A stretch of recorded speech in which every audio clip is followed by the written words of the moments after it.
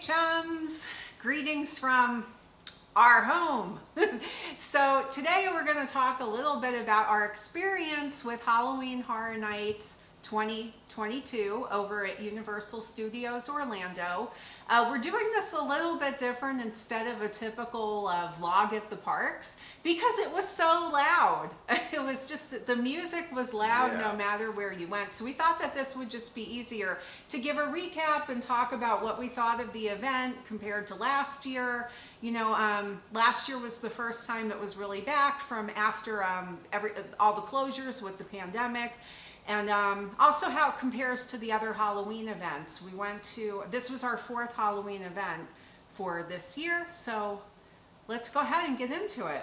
Yeah, let's dig in. I think right off the bat, the entrance was spectacular, really, really cool looking. I think the park decor was really nice. I think Universal's budget kind of warrants that they have the best of the best when it comes to costuming and things like that. I think that really that really came through this year. The tribute store was really cool. Obviously decked out for Halloween. Really cool new merch, really cool new treats, and the giant sculpture in the middle of the room, that big pumpkin creature, that wicker creature, was really cool. Definitely. I thought that was great. And the merch is fantastic this year. I really like the new merch a lot. Very cool, very focused and based upon the movie Halloween, because there is a Halloween house, like a Michael Myers house this year, which we did, and we'll tell you guys about that. I think as far as the scare zones go, Busch Gardens had my favorite scare zones this year. Busch Gardens also had my favorite house this year. Yes. They reimagined the Christmas themed house, and I thought that it was the best house out of all of the Halloween events that we did. I mean, obviously, we also did Mickey's Not So Scary Halloween Party, where if you've been to that event, there's no houses. That's more of like a kids event. Like, you see a couple extra things there, like we saw one of the cast members inside of the graveyard area for the entrance when you're going over to the Haunted Mansion. Somebody's up there like talking and everything, but they don't have haunted houses. So really the comparison would be between Halloween Horror Nights and the two Howl-O-Scream events that we attended. I thought Busch Gardens, though, had the best house this year. Yes. I think that you've seen a lot of stuff online that people were not really happy this year with the houses over at Universal. Especially a house dedicated to The Weeknd, which I never even heard. We listened to like rock music, so I never really knew who The Weeknd was before this. But I'm gonna say that I thought that the houses were extremely well done. I just don't think they were as scary as last year. There were moments when people got me with jump scares, which I always enjoy. I end up like, ooh, and then I laugh, because it's fun. To me, it's fun. But I didn't find anything to be like scary. I thought that comparing the houses to last year, they had this year a house where it was the Legends collide. So you have like the Wolfman, the Mummy. Yeah. And I did not think that it was as good as the Icons house last year, which had Jack and some of the other classic. That was my favorite house out of all the characters. events last year. That was by far my favorite house. Awesome. But this year, the highlight houses for me were Halloween. I thought that was great. The scares were awesome. I think there's sections where you feel like you're outside, and you're just like, you're going between houses. Like, that was really cool. I think everything was timed really well. The most fun house for me, I would say, was probably the Bugs Eaten Alive house. I almost didn't want to go through that. I am completely phobic of bugs. I hate roaches, which is really difficult living in Florida because you see them quite a bit. Fortunately, in our apartment, we don't really see them. We've been living in this apartment for like, I think 3 years, and maybe I've seen one like 5 times, which for Florida is great. But I almost didn't want to go through that house, and then Adam talked me into it. It was a fun house. So the theme of it is, as you're approaching, like it's supposed to be almost like pesticide of the future. Like they've created this pesticide that is going to make the bugs grow till really quick and explode so that they don't become a problem, they don't start overpopulating. But I guess the bug spray didn't work out quite as it was intended to, because the bugs ended up taking over the house. And I don't know, it was pretty gross, but it was also like fun. It was really fun. I had really fun. Yeah, it's very campy and very tongue in cheek, which I thought was cool. It's not taking itself too seriously. I think some of the other highlight houses for me, I liked the Weekend house. I thought it was really it was good cool. too. I liked it. Really well done. And I also learned that I dig the Weekend's music. I think he's really cool, very 80s influenced. And it's kind of funky. It's cool. I dig it. I like it. Yeah, I don't think I'd ever heard it before, but I thought his music was pretty good for the type of music it is, and I really enjoyed the house. I thought that house was fun. That was really fun. Yeah. I would say probably my least favorite house. I don't know. My least favorite house was maybe the prison house. I think it was kind of It was okay. I thought all the houses were good. I really liked them. Oh, the other house I really, really liked was the pirate house. The pirate house really stood out a lot. There's an area in there where it looks like you're underwater. Like it's really cool. The decor on that house was the best out of any of the houses. I think the sets, the props, the costuming, that house had it 100%. Now, how many houses were there in total? 10. 10 houses. So the event was from 7 p.m. until 2 a.m. So they extended it. Last year it was closed at 1 a.m. This year you had till 2 a.m. We got through all the houses, but we did buy express passes. So normally we would do these events on the weekend to stay out like till 2 o'clock in the morning. But this time what we decided to do was go on a weekday. So we went on a weekday because the express passes were a lot cheaper to buy them during the week. We wanted the express passes. And boy, am I glad that we got them, because this event was packed. Like for a Wednesday night, I was shocked at how many people were there. I was thinking that it was probably not going to be as busy, but it was busy. Like the wait times on some of the houses were going at like a 90-minute wait time. So it was still really busy. Really, it was the 3 best houses had 90-minute wait times. Some of them were approaching 100 minutes. And I think that if you don't have express passes, you're going to basically get to do those 3 houses, maybe one more. You might get to do one more after that, but that's if you don't take breaks to eat, you don't take breaks to do any rides, you don't take extended bathroom breaks or multiple bathroom breaks.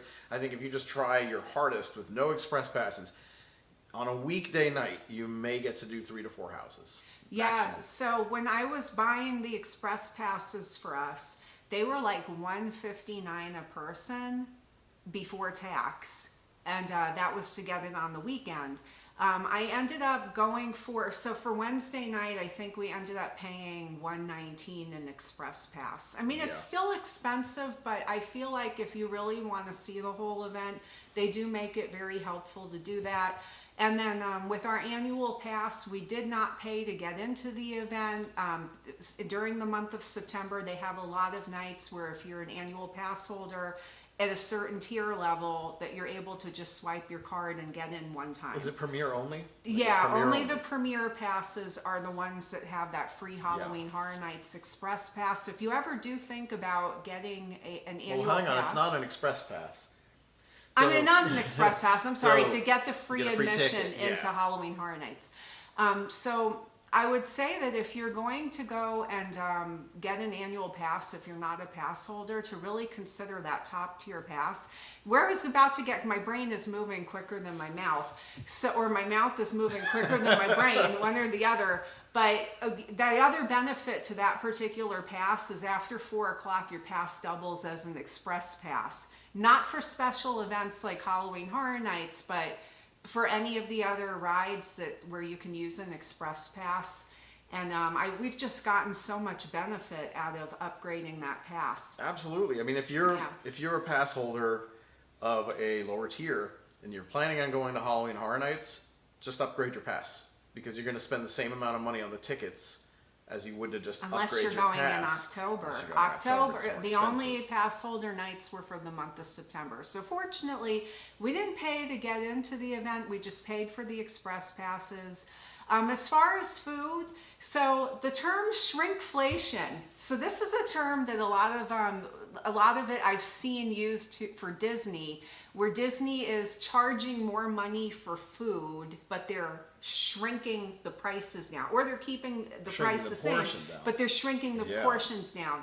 Shrinkflation is not just a thing at Disney. I do feel that shrinkflation has made its way over to Universal. I love arepas. I did buy an arepa. The year before, the arepas were probably like that big over at the Mardi Gras Festival. Like they were pretty big.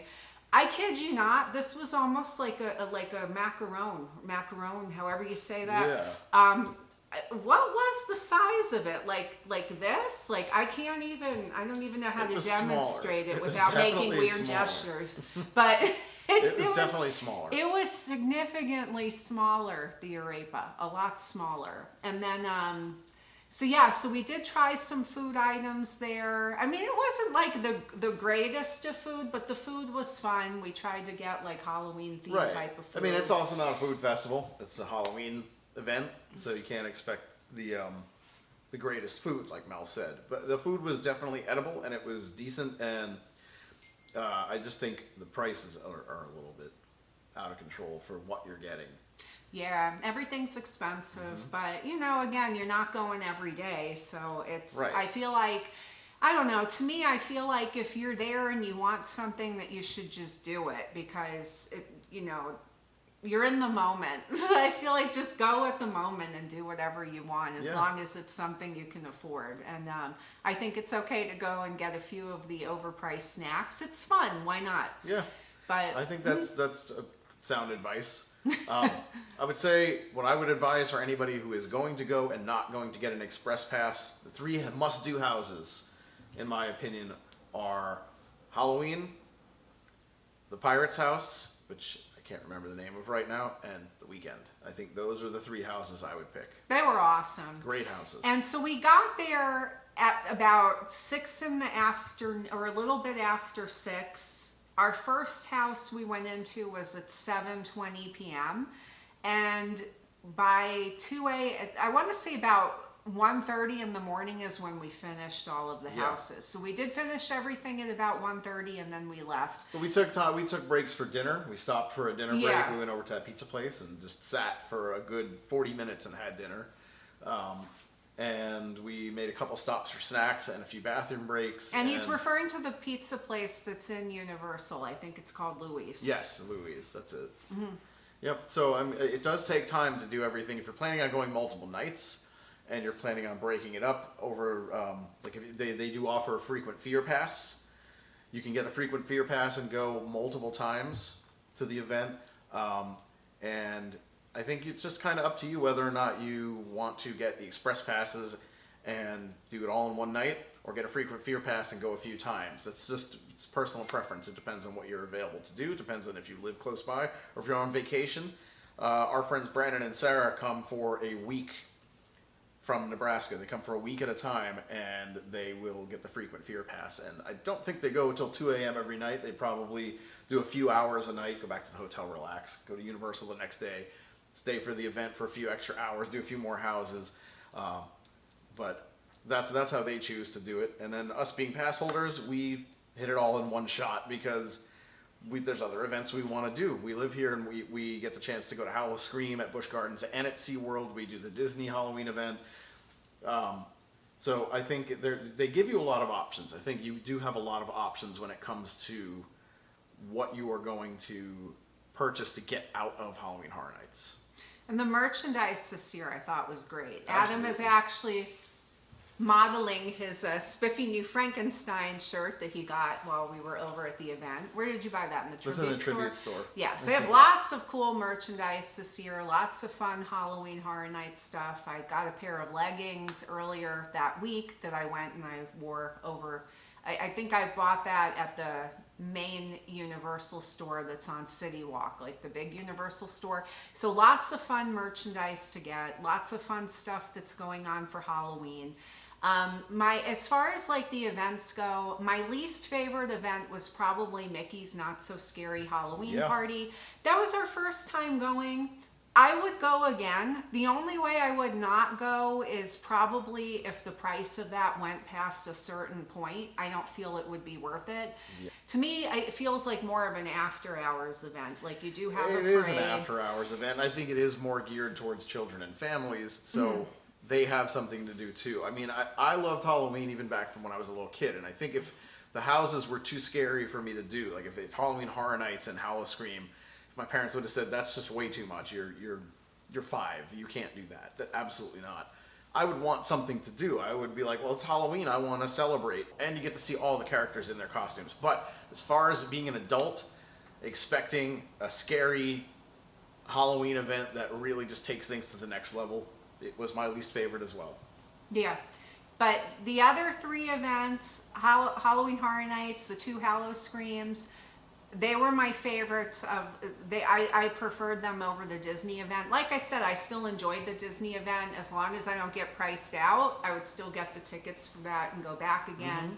But I don't know, Halloween Horror Nights probably is my favorite Halloween event, just because the Yeah. production quality on those houses is just like I said, I don't think the houses were as good as the houses from last year. Last year had some really amazing houses that were hard to top, but they were fun. They were awesome. Like Yeah. I had a great time. I really enjoyed it. Another question I see a lot from people is, can I bring my kids? I mean, my suggestion is no. I still think of this as like an adult event, but It I is an see adult kids event. there. There are people bringing kids. So I guess it's, as a parent, it's up to you to determine the maturity level of your child. Is your child going to be okay with going into a haunted house and having actors in full costume jumping out at them? I mean, they don't touch you or anything, but they are going to be like jumping out at you. For a little and- kid, that can be for a extremely little kid, that scary. could be traumatizing. Yeah. Right. So if your kid is mature, I mean, I started watching horror when I was a kid. I don't think I was supposed to. I had a TV in my bedroom and we had HBO, and I probably watched quite a bit of things I wasn't supposed to, but that's a whole nother story perhaps for a whole different vlog. Well, I think that's going to do it for our Halloween season wrap up. Be sure to subscribe to this channel right this second if you've not done so already. Smack that like button. Hit the bell icon to receive all notifications every single time we upload a new video. And until next time, we will see you guys at the parks.